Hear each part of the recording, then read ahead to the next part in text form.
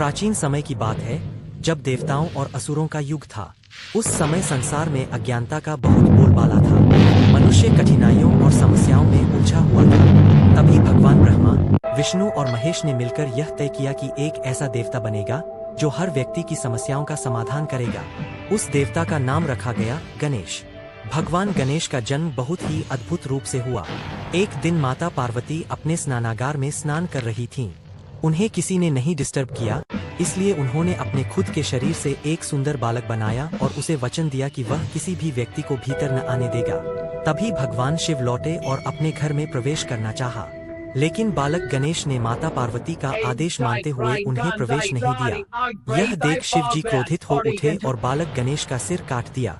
माता पार्वती दुखी होकर कहने लगीं, हे शिव, यह मेरा पुत्र है, तुमने ऐसा क्यों किया? शिव जी को अपने किए पर अत्यंत पश्चाताप हुआ। वे पूरे ब्रह्मांड में जाकर एक ऐसा जीव खोजने लगे जिसका सिर कटकर गणेश जी के शरीर पर लगाया जा सके। बहुत खोजने के बाद उन्हें एक विशालकाय हाथी मिला। उन्होंने उस हाथी का सिर गणेश जी के शरीर पर लगाया। तभी से गणेश जी का रूप हाथी के सिर वाला हो गया। भगवान गणेश को विघ्नहर्ता, बुद्धि का देवता और सफलता के रक्षक के रूप में जाना जाता है। वे हर शुभ कार्य की शुरुआत में पूजित होते हैं। उनके 4 हाथ होते हैं, एक हाथ में लड्डू मिठाई, दूसरे में अंकुश हाथी का नियंत्रण करने वाला उपकरण, तीसरे में पाश बंधन करने वाला रस्सी और चौथे में आशीर्वाद मुद्रा।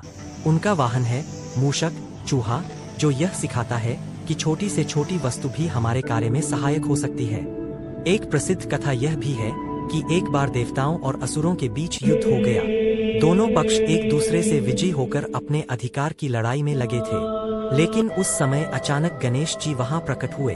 उन्होंने युद्ध रोकने का संदेश दिया और सभी को यह समझाया कि शक्ति का सही उपयोग और बुद्धिमानी से कार्य करना चाहिए, न कि केवल क्रोध और अहंकार से। उनकी बातों को सुनकर सभी शांत हो गए और मिलजुल कर काम करने लगे। तभी से गणेश जी को समझदारी और शांत चित्तता का प्रतीक माना गया। एक दिन भगवान शिव ने गणेश जी से पूछा, पुत्र, तुम इतना बुद्धिमान कैसे बन गए? गणेश जी मुस्कुराए और बोले, पिताजी, ज्ञान कोई जन्मजात नहीं होता, बल्कि अनुभव और सीखने से आता है। हर कठिनाई से हमें कुछ न कुछ सीखने को मिलता है। इसलिए मैं हर समस्या को प्रेम और धैर्य से सुलझाता हूँ। शिव जी प्रसन्न होकर बोले, तुमने सच कहा पुत्र, यही जीवन का सार है। गणेश जी का एक और रोचक किस्सा है। एक बार वे सभी देवताओं को अपने घर पर आमंत्रित करने वाले थे। उन्होंने इतनी सुंदर व्यवस्था की थी कि सब देवता बहुत प्रसन्न हुए। भोजन के समय सभी देवताओं ने बड़े आनंद से भोजन किया। तभी अचानक गणेश जी के चूहा वाहन ने चलने का मन किया और पूरे घर में दौड़ने लगा। यह देखकर सब हंस पड़े, क्योंकि भगवान गणेश की विशालता और उनका साधारण वाहन चूहा का विरोधाभास बेहद मनोरंजक था। इसी कारण गणेश जी को नम्रता और सरलता का प्रतीक भी माना जाता है। आज भी भारत सहित पूरी दुनिया में गणेश चतुर्थी बड़ी धूमधाम से मनाई जाती है। इस दिन लोग गणेश जी की प्रतिमा को सजाते हैं, उनसे प्रार्थना करते हैं और अनेक प्रकार के भोग अर्पित करते हैं। गणेश चतुर्थी का पर्व यह सिखाता है कि हमें अपने जीवन से विघ्न और बाधाओं को दूर करने के लिए गणेश जी की भक्ति करनी चाहिए। उनका आशीर्वाद पाने से हर कार्य में सफलता मिलती है। गणेश जी का जीवन हम सभी के लिए प्रेरणा है। उनका संदेश है, संकट में धैर्य रखो, बुद्धिमानी से कार्य करो, सरलता से जीवन जियो और दूसरों की मदद करो। उन्होंने यह भी सिखाया कि ज्ञान का आदान प्रदान और प्रेम से जुड़े रिश्ते ही सच्ची शक्ति है।